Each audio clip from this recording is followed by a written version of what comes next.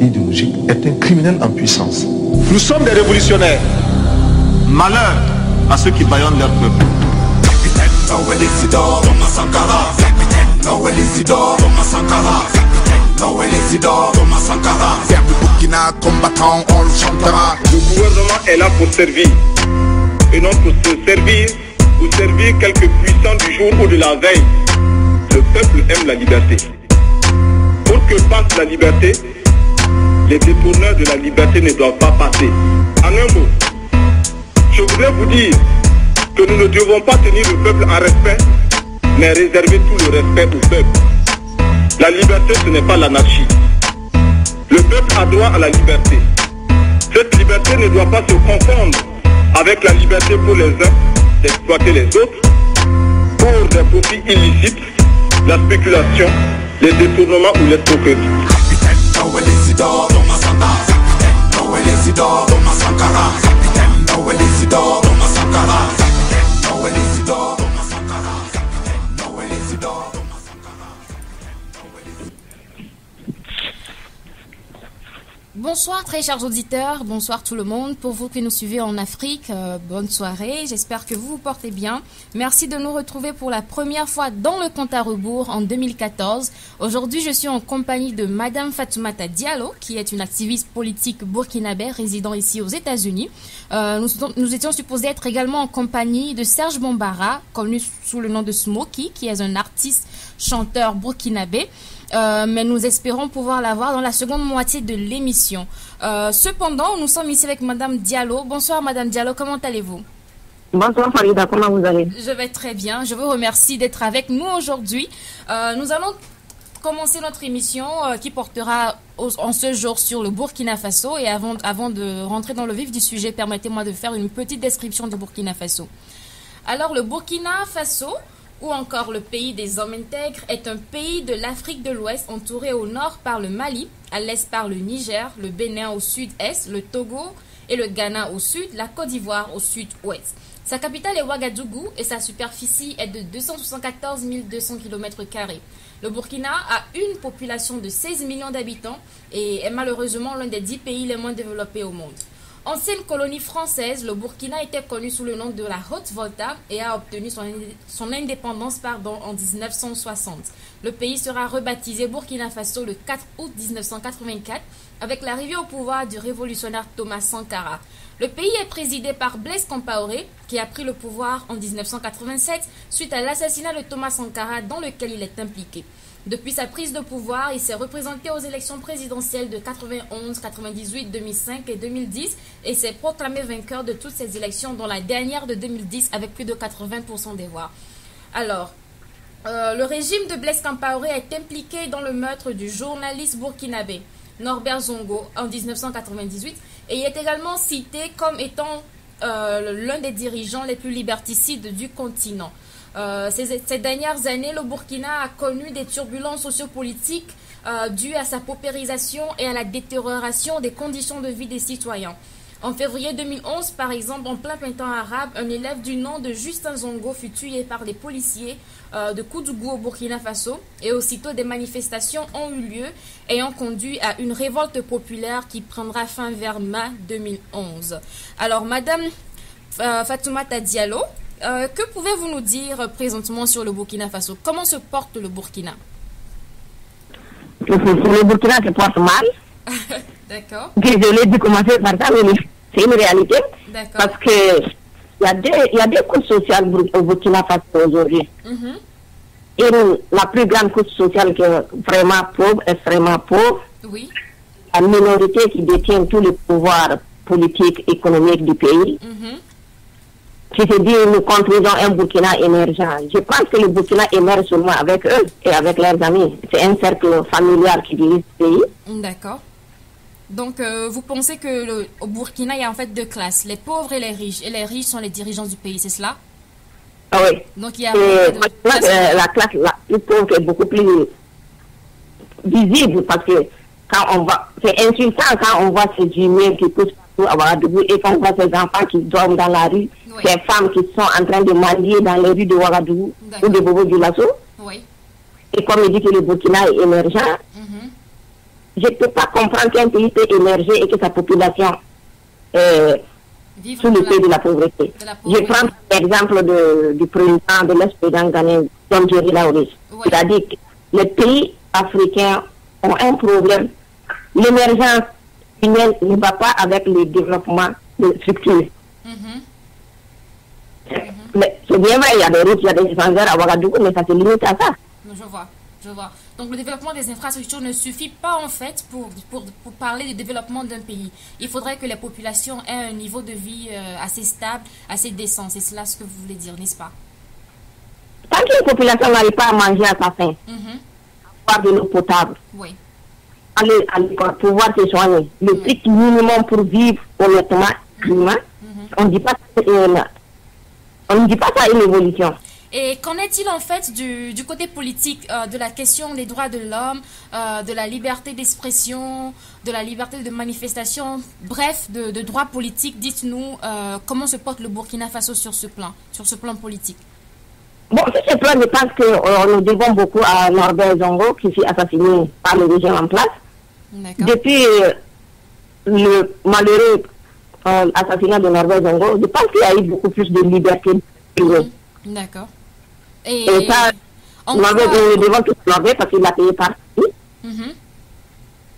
Donc je pense que tout le monde doit reconnaître que c'est grâce à Norbert qu'aujourd'hui on arrive à s'exprimer libre au Burkina. Oui, mais en quoi la mort de Norbert Zongo aurait conduit à plus de liberté d'expression au Burkina Faso?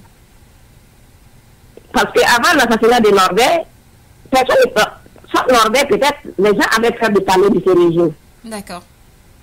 Mais après l'assassinat de Norbert, il y a eu un engouement, surtout après le 13 décembre, le 14, après le 14, l'enterrement. Après ça, les gens ont eu beaucoup. Et je pense que la classe, je condamne ici aussi la classe politique qui avait d'une partie de l'opposition, surtout, parce que certains dirigeants de la classe politique ont utilisé l'assassinat de Norbert Zongo à des fins personnelles. D'accord.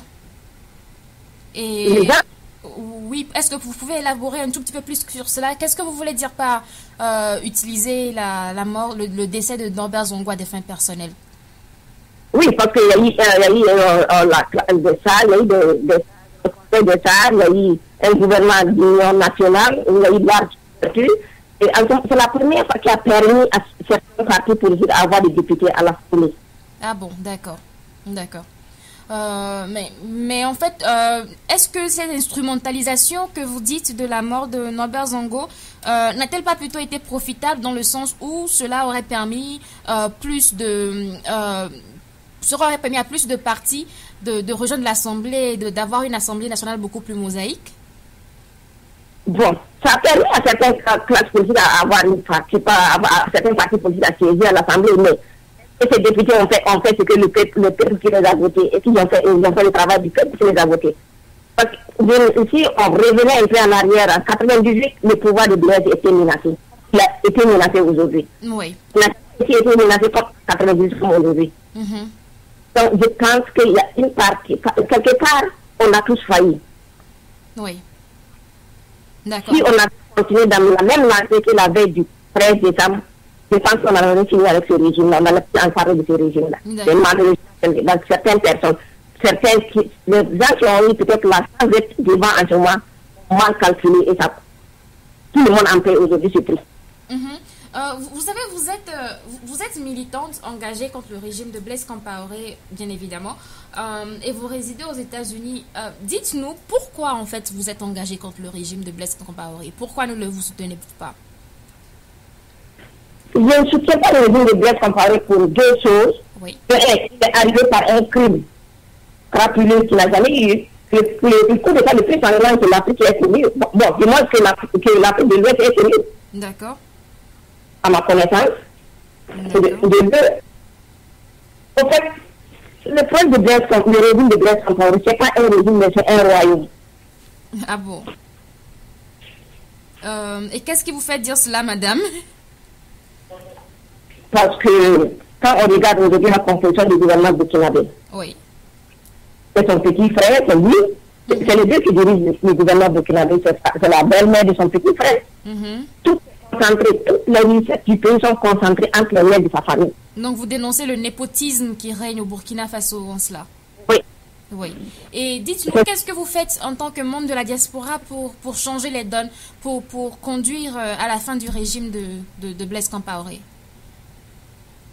Bon, j'espère qu'on on a organisé certaines manifestations devant les Nations Unies ici en 2011. D'accord. En 2012. Oui, on a été soutenu par un des frères du capitaine Sankara, du président Sankara, la personne de Paul Sankara. Ok. Est venu nous soutenir devant les Nations Unies. D'accord. Et je suis l'une des personnes aussi qui a créé la page Mouvement Blaise Compaoré Parti Facebook. D'accord. Avec mes amis comme Yves Bambara et puis Ahmed, qui se trouve en Norvège, je pense. Mais dites-nous, en fait, qu'est-ce que vous espérez obtenir des Nations Unies en termes de l'amélioration des libertés politiques au Burkina Faso? C'est comme l'a dit le président Sankara dans son discours le 4 août 84 aux Nations Unies. Il dit, c'est même si les Nations Unies, c'est le porte-voix de toutes les nations, où on peut tout. Même si aujourd'hui les Nations Unies est devenues comme un truc, parce qu'aujourd'hui on va compter sur les Nations Unies pour changer. Parce que ça soit, j'appuie aussi les Occidentaux qui continuent de soutenir Blaise Compaoré, savent bien qu'il est impliqué dans le problème de Taylor en terrarium. Il a beaucoup de crimes économiques et politiques. Il a joué dans le rôle de la Côte d'Ivoire, de la Sierra Leone, du Libéria, ainsi de suite. Et ces pays, et même cette organisation que les Nations Unies continuent à soutenir, ils ont une grande part de responsabilité.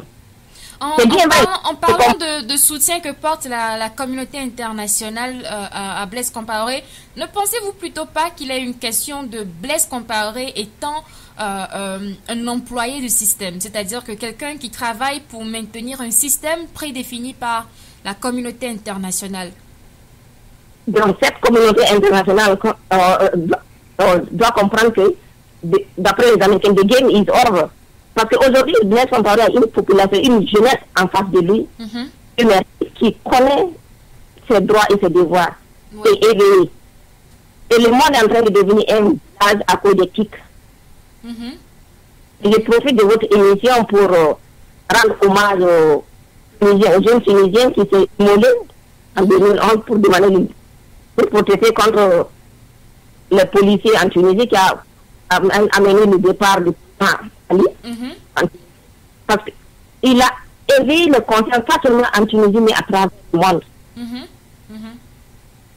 Et je pense que si les États-Unis vont aller taper à la porte en Irak pour amener la démocratie, en Libye pour amener la démocratie, les Burkinabés ont besoin de démocratie. Donc vous pensez que la démocratie au Burkina Faso devait être apportée par les Américains? Non, pas du tout. Parce que cette démocratie, je ne la veux pas. D'accord, c'est clair. Je préfère nous-mêmes nous amener notre démocratie. La démocratie à la burkinabé, pas à l'américaine. Absolument.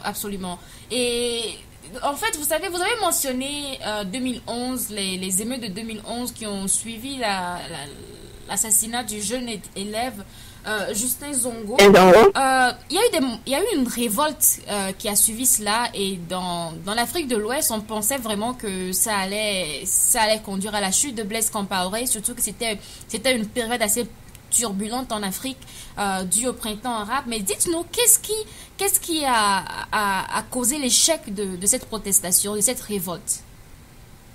Bon, c'est que moi j'ai compris, parce qu'en ce moment je n'étais pas au Burkina. C'est bien vrai que j'ai suivi ça étant ici, aux États-Unis, je n'étais pas au Burkina, mais je pense que les militaires n'étaient pas bien organisés. Et au lieu de s'attaquer peut-être au symbole du pouvoir, ou bien au pouvoir lui-même, ils sont partis pour s'attaquer aux commerçants, ceci et cela.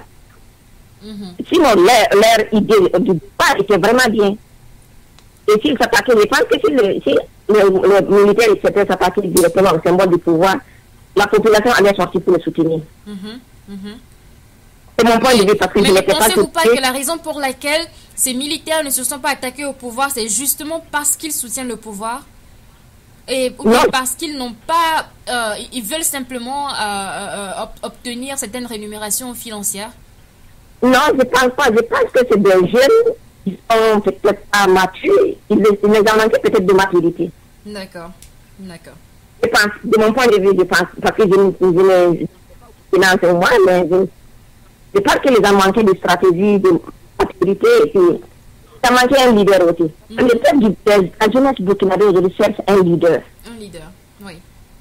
C'est bien vrai qu'aujourd'hui, si tout le monde, ce que je souhaiterais aujourd'hui, c'est que la personne soit l'opposition de quoi que quoi. Tant qu'on peut se donner la main pour faire partie de ce pouvoir, c'est important. Vous savez, la question de trouver un leader est redondante dans plusieurs communautés africaines. Ne pensez-vous pas que c'est l'un des problèmes, l'une des raisons pour lesquelles l'Afrique n'arrive pas à sortir de ces problèmes, dans le sens où chacun attend un leader, chacun attend un messie, un sauveur, en la personne de Sankara, par exemple, Lumumba. Ne pensez-vous pas qu'on doit plutôt se détacher de cette manière d'espérer que quelqu'un fasse le travail et de nous transformer individuellement en leader? Non, je pense que chacun est leader à sa manière. Mais pour diriger un mouvement, pour diriger un pays, tout le monde ne peut pas être leader. Il faut que quelqu'un soit devant. D'accord, mais qui sera ce quelqu'un? Puisque tout le monde attend que quelqu'un le fasse, d'où viendra ce quelqu'un? C'est ma question. Il peut venir de nulle part. Aujourd'hui, on a beaucoup d'intellectuels au Burkina. On a beaucoup d'intellectuels de Burkinabés qui sont dans l'organisme international. On a des intellectuels qui résident au Burkina. Mais la réalité est que ces intellectuels également attendent un leader, parce que eux aussi ne se voient pas comme étant un leader. Comment est-ce que l'on pourrait pousser des personnes à prendre le leader, à prendre le devant de l'action, à devenir des leaders, à prendre le devant du mouvement? Parce que tout le monde semble attendre un leader et personne ne veut s'offrir comme leader. Donc, comment est-ce qu'on peut inculquer le grain de leadership en la jeunesse? Je pense que pour le problème typique du Burkina, on a un problème peut-être de leader, parce qu'on a au moins 100 et quelques partis politiques. Pour un petit pays comme le Burkina, avec 100 et quelques partis politiques, j'ai l'impression aussi que ces partis politiques, chacun crée un parti juste pour avoir des rémunérations, pour aller aux élections. En tout cas, il y a certains partis qui se créent pour ça. Imagine. Sinon, on peut pas aller créer jusqu'à 100 et quelques partis, juste pour... Je pense que d'aller créer un parti, on peut toujours s'entendre sur quelqu'un, parce qu'on ne peut pas tout le monde ne peut pas devenir leader. D'accord. Madame, nous allons prendre un auditeur qui vient de se connecter, qui vient de nous joindre, et je pense qu'il a une question, il ou elle a une question pour nous. Bonjour. Hello. Nous avons un auditeur qui nous appelle, je pense, d'un numéro commençant par le 402. Allô? Malheureusement, l'auditeur est parti. Ce n'est pas bien grave, madame, nous allons continuer notre interview. Vous savez, dans la sous-région, Blaise Compaoré est plus ou moins connu. Il est connu pour être comme étant un médiateur, un résolveur de conflits. Il est toujours ingéré dans les conflits par-ci et là, comme il le dit souvent, pour instaurer la paix et la sécurité en Afrique de l'Ouest ou bien en Afrique en général. Comment est-ce que vous vous ressentez quand vous voyez votre président jouer le rôle de médiateur pour apporter la paix et la sécurité dans les autres pays, quand il semble que dans son propre pays, il n'y a pas de sécurité, du moins pas de sécurité alimentaire, pas de sécurité juridique, pas de sécurité politique et vraiment pas de paix sociale, dans le sens où, à cause des injustices sociales, il n'est pas possible de maintenir une paix durable. Donc, qu'est-ce que ça vous fait de voir votre président jouer ce rôle dans certains pays, quand dans son propre pays, il y a des difficultés qui ne semblent pas donner l'impression que tout se porte bien?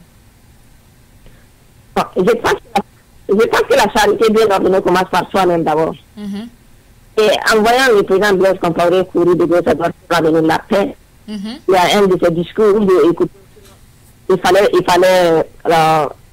fallait l'aide du Burkina pour amener la stabilité et la démocratie en Côte d'Ivoire. Et quand c'est pour amener la démocratie, qu'est-ce que c'est pour amener la démocratie dans notre pays? En tant que dictateur, on ne peut pas parler de démocratie. D'accord. C'est comme vous l'avez dit avant, c'est quelqu'un qui est là pour les intérêts des... Comment on appelle? Des puissances de la communauté internationale? Voilà, des puissances étrangères.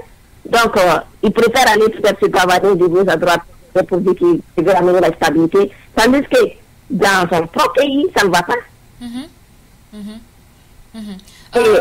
Oui, allez-y. J'ai aussi qu'il a fait ça pour avoir un retour, je ne sais pas, pour avoir ou repartir un jour, ça ne va pas chez lui parce que la preuve, il va bien de nous démontrer la preuve. Quand le ROC et Salif Diallo ont démissionné PDP, le président ivoirien a envoyé 3 émissaires au Burkina pour aller rencontrer le président pour le soutenir. Je ne peux pas comprendre qu'il y ait un problème politique interne du Burkina, parce que ce n'est pas un problème de la population burkinabé, toute la population burkinabé n'est pas PDP. Je comprends qu'on peut envoyer des présidents de l'Assemblée et ministres des Affaires aller intervenir dans un problème politique de notre pays. Ok.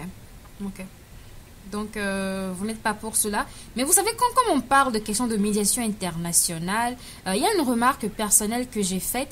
C'est avec la question de la crise ivoirienne. Vous savez, Blaise Compaoré a joué un grand rôle dans la crise ivoirienne.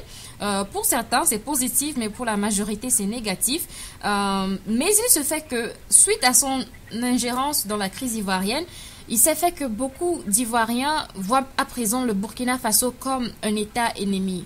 Ils voient les citoyens burkinabés comme étant des personnes qui veulent usurper leur pouvoir, ou bien qui veulent prendre leur place, ou bien qui veulent occuper leur pays.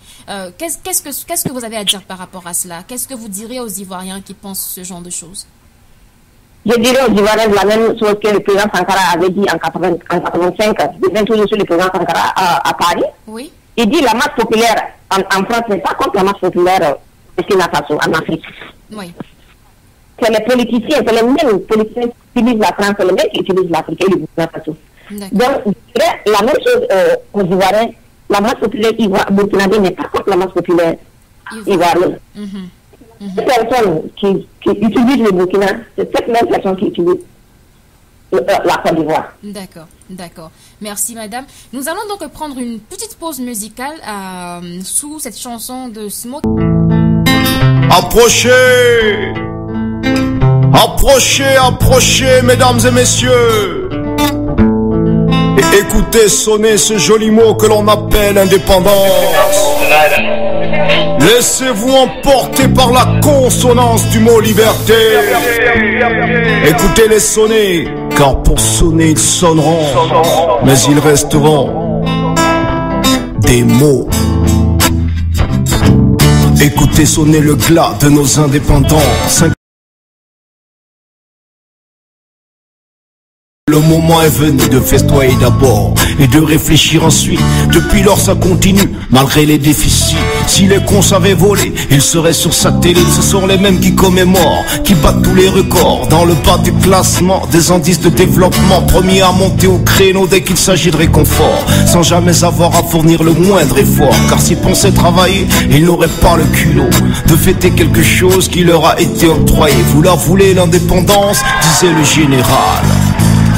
Alors ils nous l'ont donné, c'est depuis lors que l'on danse sans pouvoir s'arrêter. On fait quoi? 50 ponts? 50 routes? Ou 5 routes? Ou 50 ponts? 50 ans d'indépendance. Ça alors. Très chers auditeurs, nous sommes de retour en studio avec Madame Fatoumata Diallo. Pour ceux qui voudraient nous joindre dans cette émission, participer à l'émission et poser des questions, vous pouvez nous contacter au 240 813 49 96. Pour ceux qui vivent en dehors des États-Unis, eh bien ce sera le 001 240 813 49 96. Merci encore de nous suivre. Merci Madame Diallo d'être aujourd'hui avec nous et de répondre à nos questions concernant le Burkina Faso. Donc dans la première partie, nous avons plus ou moins évoqué la situation politique et l'histoire politique du Burkina Faso. Madame Diallo, au cours de votre intervention dans la première partie, à maintes reprises, vous avez mentionné le président Thomas Sankara, ancien président du Burkina Faso, le prédécesseur de Blaise Compaoré. Il semble être un monsieur très adulé dans la communauté africaine, pas seulement au Burkina Faso, et il semble être également un de vos idoles parce que vous avez fait référence à ces discours à maintes reprises. Dites-nous, qu'inspire Thomas Sankara aux citoyens burkinabés aujourd'hui, aussi bien au Burkina Faso que dans la diaspora? Vous pouvez répondre à la question. Qu'inspire Thomas Sankara aux citoyens burkinabés aujourd'hui? Qu'est-ce Thomas qu'il Sankara, Oui, allez-y. Thomas Sankara, c'est l'homme intègre, c'est un repère pour la jeunesse. D'accord. Je n'arrive pas à définir Thomas Sankara parce que c'est un homme hors pair. C'est comme il a dit, je ne suis pas un monsieur ni un professeur. Je pense que c'était un monsieur pour moi. Thomas Sankara, les gens comme Thomas Sankara, Patrick Lumumba, Kwame Nkrumah, c'est des gens qui ne meurent pas parce que, comme ils l'ont dit, vous pouvez tuer l'homme physiquement, mais pas l'esprit. D'accord. Et est-ce que vous pouvez nous dire, à nous Africains qui ne sommes pas burkinabés, est-ce que vous pouvez nous faire une petite comparaison du bilan politique de Thomas Sankara en ces 4 ans de règne, 3 à 4 ans, comparé à celui de Blaise Compaoré en ses 26 ans? Pensez-vous que Thomas Sankara ait un bilan meilleur que celui de Blaise Compaoré? Bon, je peux peut-être parler du bilan de Thomas Sankara parce que j'ai beaucoup lu, je connais beaucoup de gens qui l'ont côtoyé. J'ai beaucoup de gens parce que quand le président Sankara arrivait au pouvoir, je n'étais pas encore au supérieur. D'accord. Donc c'est pour vous dire que je n'ai pas connu le président Sankara lui-même. Mais j'ai beaucoup cherché à connaître l'homme parce que c'est bien vrai, j'étais jeune, j'étais un enfant, mais c'est quelqu'un qui a fait beaucoup de choses. Je prends souvent pour l'autosuffisance alimentaire. En 4 ans de révolution, le Burkina a connu l'autosuffisance alimentaire. En 4 ans de révolution, il a construit un CSS, un village, un bosque. Il fut le premier président burkinabé qui luttait contre la désertification au Burkina, qui a lutté pour l'émancipation de la femme burkinabé et des autres femmes aussi. D'accord. Il n'a pas seulement parlé, parce qu'il n'est pas le politicien qui parle. Sankara, quand il parlait, il posait les actes concrets. D'accord. Il a nommé des ministres en dehors des postes ministériels qu'on donnait souvent aux femmes, la promotion des femmes. Il a nommé des ministres, des femmes au commissaire, des femmes ministres. Il a beaucoup lutté pour les femmes. Et je pense que quelque part, nous, les femmes de Burkina, nous avons trahi Sankara. Ah bon, en quoi faisant? La majorité, aujourd'hui, les femmes burkinabées, c'est une bataille électorale pour Blaise Compaoré. Nos mamans, je pense que nous devons dire à nos mamans qui est Sankara. Ils connaissent peut-être, ils ont connu l'homme parce que c'était leur temps, mais nous on le connaît mieux parce qu'on a lu, on a cherché à comprendre qui est l'homme. Peut-être nos mamans n'ont pas eu la chance d'aller à l'école, certaines de nos mamans, la majorité n'ont pas eu la chance d'aller à l'école, ils ne peuvent pas comprendre. Mais je pense que c'est nous notre devoir de les faire comprendre qui était l'homme. Et sous Sankara, que certaines femmes qui n'ont même pas été à l'école, qui faisaient des foyers améliorés pour lutter contre la désertification. Aujourd'hui, la communauté internationale est en train de lutter contre le changement climatique. Sankara l'a fait depuis dans les années 80. Il n'a pas seulement lutté pour le développement du Burkina, mais pour la dignité de l'homme noir. D'accord. D'accord. Et vous savez, Sankara, il semble être une grande perte aussi bien pour le Burkina Faso que l'Afrique toute entière. Pouvez-vous nous dire, par exemple, quelles sont ces choses que Sankara a apportées au Burkina Faso qui aujourd'hui rehaussent le statut de ce pays? Quels sont ces actes qu'il a posés qui sont plus ou moins impossibles d'effacer? C'est comme je le disais tout de suite, l'émancipation de la femme burkinabé. Mais est-ce que vous pensez qu'aujourd'hui la femme burkinabé est émancipée? Non, je suis désolée, mais aujourd'hui, quand vous regardez la politique burkinabé actuelle, les femmes qui sont en politique, surtout dans le gouvernement ou dans le député ou bien dans le régime de Blaise Compaoré, c'est des femmes qui étaient là sous la révolution. Dans ce cas, si je comprends bien, l'émancipation de la femme n'est pas l'une des choses qui a perduré, qui a résisté au temps après Sankara. Donc, mais est-ce qu'il y a des actions qu'il a posées qui aujourd'hui continuent par affecter positivement le pays? oui, en faisant des barrages. Je connais certains villages parce que quand j'étais fonctionnaire de l'État burkinabé, j'ai travaillé dans des villages. Oui. Certains villages au Burkina qui ont eu de forages grâce à Sankara, et c'est ces forages-là qui continuent d'alimenter ce village-là jusqu'à aujourd'hui. Jusqu'aujourd'hui. Des écoles qui sont construites sous Sankara. D'accord. Là, quand j'étais infirmière au Burkina, j'ai vu il y avait une ambulance comme c'est sous Sankara que cette ambulance est venue. Il n'y a pas eu de temps. D'accord. Il n'y a pas c'est pas de c'est Sankara c'est la révolution qui a fait, c'est la révolution qui a envoyé ces ambulances. Je vois. Mais voyez-vous aujourd'hui au sein de l'opposition burkinabé un homme politique qui puisse révolutionner le Burkina encore une fois comme Sankara l'a fait en 1984? Bon, révolutionnaire, je pense qu'aujourd'hui, la majorité de la jeunesse burkinabé est révolutionnaire. Et je pense qu'on en a aussi beaucoup de gens qui... J'ai beaucoup lu Jean-Baptiste Natama, je ne le connais pas physiquement. Mais je pense que c'est un homme aussi révolutionnaire.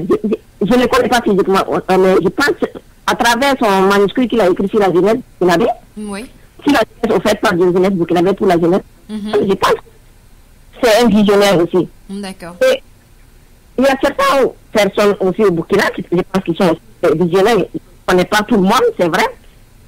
Mais j'ai beaucoup lu sur M. Natama, et je pense que son livre en dit beaucoup de choses. Est-ce que vous pouvez nous dire quel est ce livre et qu'est-ce qui est cette chose en ce livre qui vous fait penser à une révolution? Allô, oui, je pense qu'ici nous avons Serge Bambara avec nous, c'est ça? Oui, tout à fait, ouais. Comment allez-vous, Serge? Nous étions en pleine interview, nous n'avons pas réussi à vous contacter plus tôt, nous sommes désolés pour le problème technique. Oui. D'accord, bon. Oui, apparemment, ouais, c'était pas évident. D'accord, vaut mieux tard que jamais. J'étais en train de... Donc ici, nous sommes en compagnie de Madame Fatoumata Diallo, qui assurait l'interview parfaitement jusqu'ici. Ok. D'accord. Donc, je vais laisser Madame Diallo répondre rapidement à la question et ensuite je reviens à vous. Ok, ça marche. D'accord, ok. Donc, Madame Diallo, vous étiez en train... Je voudrais vous poser une question concernant Monsieur Jean-Baptiste Natama. Vous avez dit qu'il a écrit un manuscrit qui vous pensez, je ne sais pas, est révolutionnaire, ou plutôt fait de lui un homme révolutionnaire. Mais qu'est-ce que ce manuscrit vous a révélé, qui vous fait croire que Monsieur Natama est un révolutionnaire? Non, le manuscrit pour... Est-ce que vous pouvez répéter parce que nous n'avons pas bien suivi cette partie? Vous avez dit? Le manuscrit de Nesre. Oui. La page du manuscrit qui m'a beaucoup attiré. Où il dit que vous devez avoir le respect et surtout garder notre culture. Parce qu'on peut faire notre évolution mondialisation en gardant notre culture. Parce que quelqu'un qui ne connaît pas sa culture, ne peut pas... Le mot me manque, mais c'est un livre qui est intéressant et que tout le monde doit en occuper. Je ne fais pas la publicité de M. Natama. Oui. Non, c'est tout. Mais le livre m'a beaucoup intéressé. D'accord, d'accord. J'espère vraiment avoir l'opportunité, l'occasion de le lire également. Je vous enverrai un livre. Merci beaucoup. Donc, Madame Fatoumata Diallo, dites-nous, à ce stade, qu'est-ce que vous pensez pourra apporter la réelle démocratie au Burkina Faso?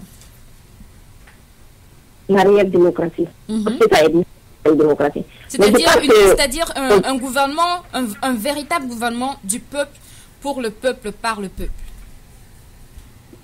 Je n'ai pas compris. C'est-à-dire un véritable gouvernement pour le peuple, par le peuple. Je pense qu'il faut essayer quelqu'un va... On peut pas faire un réel gouvernement avec ce régime en place, ça c'est hors de question. Je pense que la personne qui doit reprendre le règne du Burkina pour faire un gouvernement, il faut qu'il arrive à assurer la santé, l'éducation. Il faut un logement décent pour la population. Il faut que la masse populaire soit impliquée. Parce que ce sont les premières victimes. Mais il faut qu'elle-même soit impliquée. Tant que la masse populaire n'est pas impliquée, je pense pas qu'il y a un gouvernement, une démocratie au Burkina. Pas au Burkina, mais partout. Il faut que la masse soit impliquée. D'accord, je comprends. Merci beaucoup. C'est pas le cas des États-Unis, avec la démocratie des États-Unis. Au moins, quand soit ce que la personne fait à un minimum. D'accord, merci. Donc il faudrait que la masse soit impliquée pour qu'on puisse avoir la démocratie au Burkina Faso, c'est ça?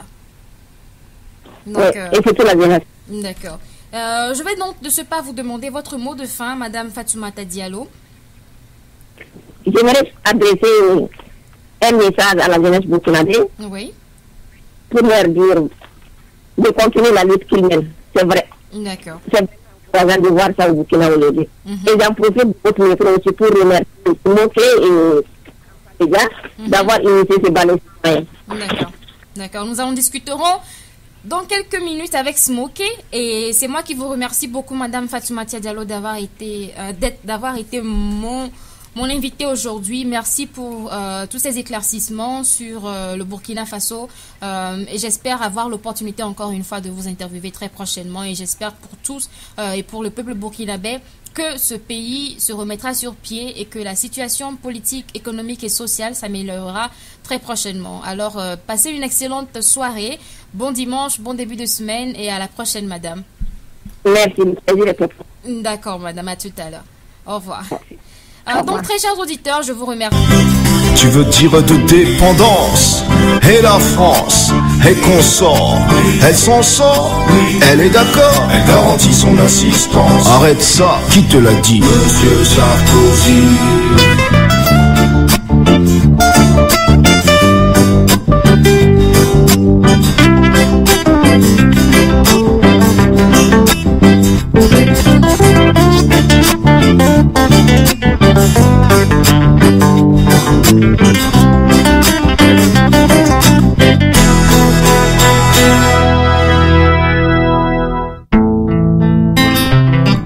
Hommage à tous ceux qui se sont battus pour l'indépendance, la vraie. Un héritage que d'aucuns piétinent et traînent inexorablement jusqu'au panthéon des imbéciles.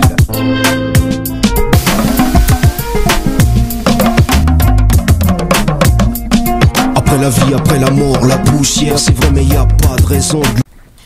Très chers auditeurs, merci d'avoir patienté, merci d'être là encore à cette heure. Nous sommes maintenant en compagnie de Smoky Bambara. J'espère que vous avez apprécié sa musique, ses cantons de dépendance. Bonsoir Smoky, merci de nous rejoindre.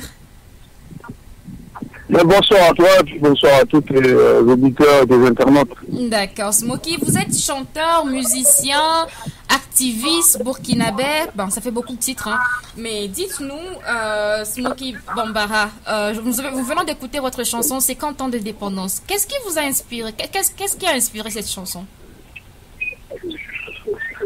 Écoutez, nous sommes aujourd'hui, comme l'aime à le dire notre président, pseudo-démocrate, donc je dirais dictateur bien comparé, à la croisée des chemins. Donc il est de bon temps quand même de comprendre un peu qu'est-ce qui se passe. Est-ce que l'Afrique est maudite ou est-ce qu'elle ne l'est pas? Pour ma part, je pense qu'elle ne l'est pas du tout. Elle souffre simplement de l'implication de ses fils et filles dans la résolution réelle, comment dirais-je, dans l'héritage que ces indépendantistes nous ont laissé comme Feu Lumumba ou Sankara. Et donc, il faut que les fils et filles se réapproprient cet héritage-là. Donc aujourd'hui, il y a une volonté très manifeste de l'Occident à travers des projets comme Africom, entre autres, de réinvestir le terrain africain, le fameux néocolonialisme. Est-ce que nous sommes prêts à développer nos États, quitte à y laisser quelques plumes? Toute la question est là. Et donc, 50 ans de dépendance, c'était quand même pour marquer le fait que depuis les années 60 jusqu'à aujourd'hui, 6 J d'indépendance, quoi, de 1960 à 1970. On n'a jamais été aussi dépendant qu'on l'est aujourd'hui. On assiste à des balais de représentants politiques qui passent le temps à mendier l'aide internationale, entre autres, et qui payent ça directement, qui laissent les puissances occidentales se payer directement dans nos ressources, quoi. Nos ressources minières, entre autres. Donc, il faut qu'il y ait vraiment un réveil de l'Afrique. On n'a jamais été indépendant, ça c'est un fait. Maintenant, le constat étant fait, il faut maintenant qu'on passe à l'action. D'accord. Nous avons eu la chance d'avoir avec Madame Fatoumata Diallo dans la première partie certaines informations, certains éclaircies sur le Burkina Faso, mais j'aimerais également en savoir ce qu'il en est avec vous. Vous avez créé ensemble avec d'autres jeunes activistes burkinabés un mouvement appelé le Ballet Citoyen. Et Madame Fatoumata vous a remercié dans la première partie d'avoir initié ce mouvement. Est-ce que vous pouvez nous en dire un peu plus sur le Ballet Citoyen? Bon, on est parti du constat que, bon, c'est bien de chanter, de dénoncer, mais c'est encore mieux parce que, si vous voulez, la musique, je pense que la poésie, la création, les arts en général, c'est un effet plus permanent, on va dire, sur la conscience, mais ça se fait sur le long terme. Alors que là, nous faisons face à une situation d'urgence. Si nous ne réagissons pas dès maintenant, nous pouvons précipiter le pays dans un chaos, quoi. Voilà. Et qu'appelez-vous situation d'urgence? Tout le monde dit. Pardon? Qu'est-ce que vous désignez par la situation d'urgence? La situation d'urgence, parce qu'en 2015, le président du Faso va contraint encore une fois de modifier le fameux article 37 qui lui permettrait de rester au pouvoir ad vitam aeternam. Et c'est ce qu'il est en train d'essayer de faire. Et donc, si nous ne réagissons pas dès maintenant, nous prenons le risque de frôler la guerre civile et tout ce qui s'ensuit, à l'instar de ce qui s'est passé en Côte d'Ivoire ou même au Mali. Donc, voilà. Donc, je pense que c'est un devoir citoyen avant tout. Il faut être responsable. Et nous pensons qu'il est de bon temps maintenant de sortir à visage, on était déjà à visage découvert, mais d'aller un peu plus loin, d'avoir un engagement politique, un citoyen, et de ne pas avoir peur des mots. Donc nous, on a monté et on a lancé le ballet citoyen. C'est un mouvement de la société civile donne l'aspiration de faire pression sur les politiques pour qu'ils puissent enfin servir le peuple. Et non pas que ce soit l'inverse, c'est-à-dire que ce soit les politiques qui se servent au détriment du peuple. Donc, notre but, ce n'est pas d'avoir accès au pouvoir, mais c'est de faire en sorte qu'il y ait une espèce d'épée de Damoclès sur la tête de ces fameux dirigeants-là pour qu'ils prennent leurs responsabilités. Et c'est-à-dire également que l'un des objectifs principaux du ballet citoyen, c'est de faire partir Blaise Compaoré? Évidemment, c'est notre projet à court terme. À long terme, ce sera de rester permanemment là comme une espèce d'antenne qui verrait au respect de la Constitution et puis du système qu'on a choisi, qui est le système démocratique. Mais à court terme, c'est de, effectivement, empêcher ce président-là de se représenter une énième fois, et voilà, et de permettre une transition pacifique. Et pouvez-vous nous dire quelles sont les actions que vous menez au sein de cette société civile? Dans les actions, on essaie de se joindre à toutes les plateformes déjà qui existent, parce que dans le principe de l'unité d'action, nous, ce qui compte, c'est qu'on suive les idées et pas les hommes. Et dès lors qu'il y a quelque chose qui est entamé, qui va dans le sens de nos idées, eh bien, nous soutenons, nous nous impliquons. Et en dehors de cela, nous avons nous-mêmes nos propres activités, à l'image de ce que nous avons fait pour l'anniversaire de la mort de Nadia Zongo, le 13 décembre. Et puis aussi pour l'anniversaire de la mort de Thomas Sankara, du capitaine, le 15 octobre. Voilà, donc maintenant nous essayons d'associer le maximum de structures et nous nous impliquons, et nous avons aussi des actions de type de désobéissance civile. Ça peut être des barrages, des routes, comment dirais-je, des sit-ins, des grèves, voilà, tout ce qui est possible, quel que soit le mouvement que nous pouvons mettre en place de façon à ce que ce système-là sache qu'il a enfin à faire un mur quoi, qui est là et qui ne va pas laisser passer les choses qui ne sont pas politiquement correctes. Voilà. Et est-ce que ces actions que vous menez jusque-là, est-ce que ça prend, ça intéresse le peuple burkinabé?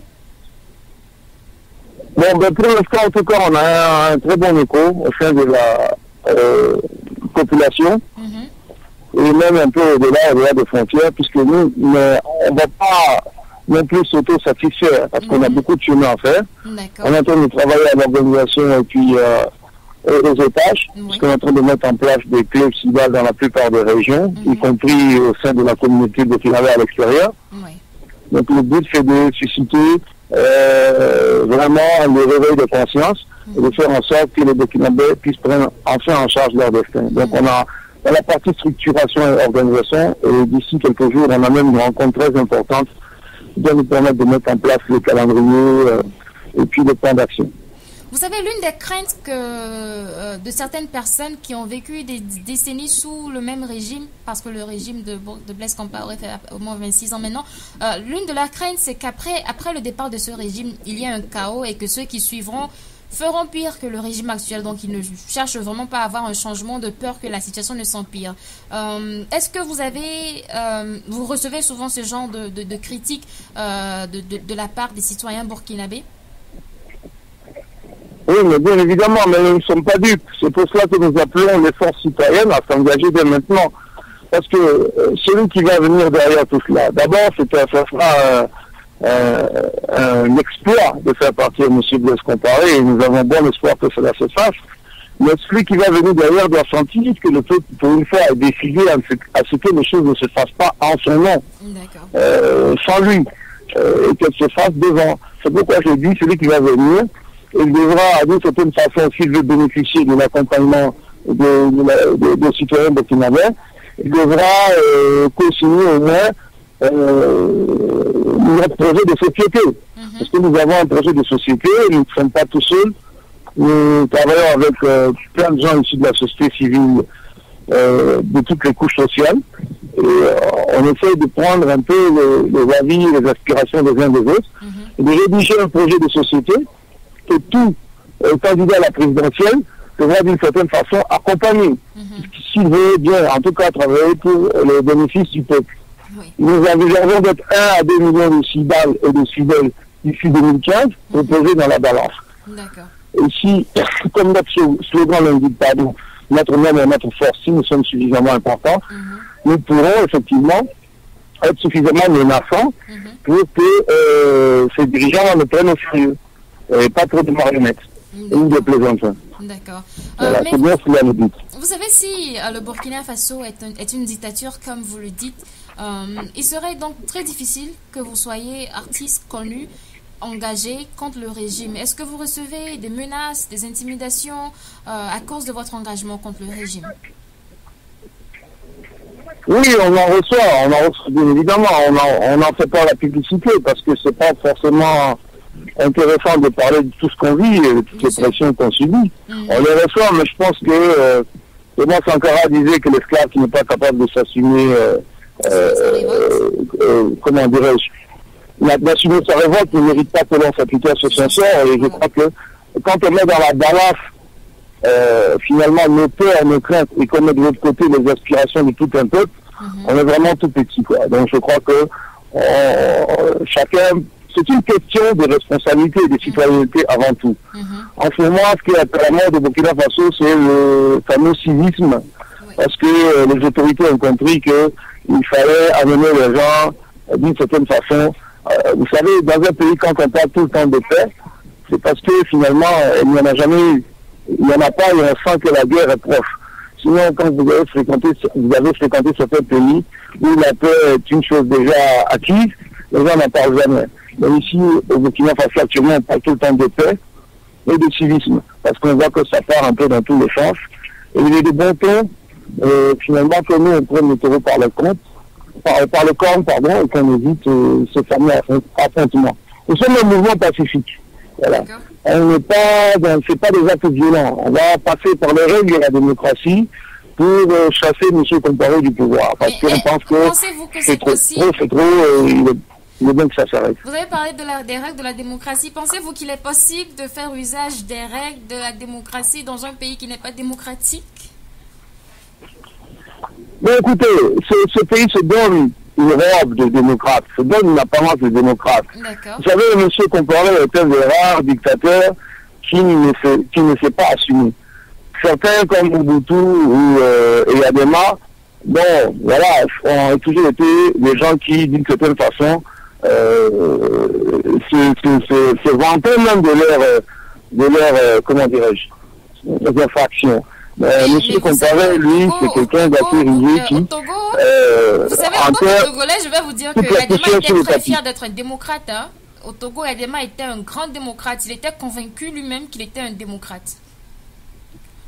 Oui, bien sûr. Ben, c'est la marque de tous les dictateurs. Sauf que ce que moi j'ai connu au Togo, à une certaine époque en tout cas, nous commençons juste à le connaître ici. Moi j'ai vu des portraits de Eyadema dans toutes les cours. Et une véritable, comment on appelle ça, une sorte d'inquisition, quoi, où les gens avaient vraiment peur du bonhomme. Aujourd'hui nous avons un bonhomme ici qui a affaibli, certes, à l'image de ce qui se passe, ne serait-ce qu'au niveau du CVP, des dernières nouvelles, c'est-à-dire la scission, parce qu'il y a des grands pontes qui ont osé quitter le système comparé. Donc pour nous, c'est vraiment, ça passe ou ça casse, quoi, voilà. C'est la dernière chance, quoi, à l'image de ce qu'un artiste a chanté aussi, quoi. Donc vous pensez qu'il serait plus facile, il vous sera plus facile au Burkina Faso? Pour éviter le passage en force, nous devons chercher les poches. Vous pensez que il vous sera plus facile de Burkina Faso de faire tomber Blaise Compaoré parce qu'il a l'air d'être moins puissant que Eyadema ne l'était au Togo, c'est ça?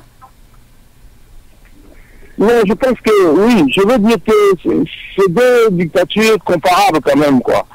Sauf que moi je pense que des gens comme Eyadema quand même, d'une certaine façon, n'ont pas aucun cherché avec la légalité. C'est-à-dire qu'ici, au Burkina Faso, c'est assez spécial. Peut-être que c'est culturel, je n'en sais rien, mais il y a encore des gens qui sont persuadés que, parce que si vous me dites qu'Eyadema était persuadé qu'il était démocrate, je vais bien vous croire. Mais il y a encore des gens ici, malgré toutes les preuves, qui continuent de penser que Blaise Compaoré est un démocrate après 27 ans de pouvoir. Et là, ça devient impensable, quoi. Ça devient incompréhensible. Parce qu'il a su, d'une certaine façon, éviter les dossiers chauds. Il n'est jamais là, il ne parle jamais, il ne parle pas à son peuple. Et il est conscient du fait que, comment dirais-je, la population subit un dictat. Mais il n'est jamais là pour répondre, il n'est jamais là pour poser des questions. Il endort les gens chaque année avec des discours soporifiques. Et voilà, il fait durer la chose, en fait. Voilà. Et ce qui se passe au Togo aussi est indéniablement pas normal, anormal. D'autant que M. Compaoré lui-même a eu à appuyer comment dirais-je, la descendance de Eyadema. Et qu'aujourd'hui, s'ils sont au pouvoir, c'est bien parce qu'il a bénéficié d'un certain accompagnement. Mais nous pensons que peut-être que si on arrive à sauver le Burkina de Blaise, on fera d'une pierre deux coups. On pourra fêter tout ça et que M. Faure aussi lui-même s'amira de lui-même, comprendra qu'il n'est plus le temps de... Voilà. Au Togo également, il y aura des élections en 2015. Il y a un bon nombre de Togolais qui espèrent ne pas voir Faure Gnassingbé se représenter pour briguer un troisième mandat. Mais bon, on verra ce que ce sera. Oui, il faut que les populations africaines apprennent à travailler main dans la main, à synchroniser leurs actions, parce que quand on comprend l'histoire africaine, on comprend qu'on est tous liés les uns les autres et qu'on a tous le même bourreau. Donc il faut qu'on arrive à s'inspirer les uns des autres et à travailler en synchronisation pour finalement mettre un terme à cette mascarade-là, qui est soutenue de très loin. Voilà. Et je pense que si les Occidentaux se rendent compte que l'Afrique ne veut plus se laisser faire, ils y regarderont à deux fois avant de venir nous donner des leçons, quoi. Voilà. Mais pour l'instant, on est très infantilisé.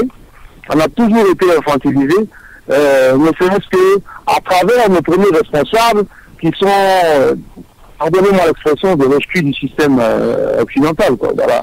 Donc on ne peut pas être des enfants de ce système-là, enfin je veux dire des citoyens dirigés par des présidents qui n'ont aucun respect pour eux-mêmes devant les grandes puissances, et puis avoir du respect pour nous-mêmes.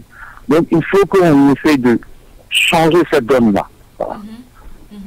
D'accord. Et il y a qu'une seule manière de le faire, c'est d'être à l'écoute de ce qui se passe de l'autre côté. Oui. Ce qui concerne le Togolais concerne le Burkinabé, ce qui concerne le Béninois ou l'Ivoirien ou le Malien ou le Guinéen concerne aussi les autres États.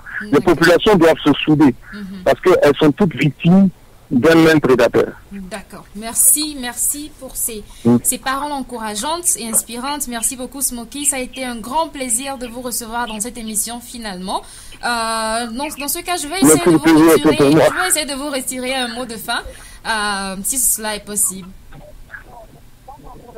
Un petit? Je vais vous retirer un mot de fin, un mot de clôture. Ah, mon mot de fin? Oui. Mon mot de fin, ça sera que il y en a qui croient qu'on pourrait colmater les brèches du système malgré que le bateau coule à flot. Oui. Je crois qu'il est important de changer tout le système, c'est-à-dire de changer le bateau carrément. Il nous faut un nouveau bateau. Parce que parler de paix tout le temps, c'est très bien, mais la paix ne se conçoit, ne s'apprécie que lorsqu'on l'a perdu.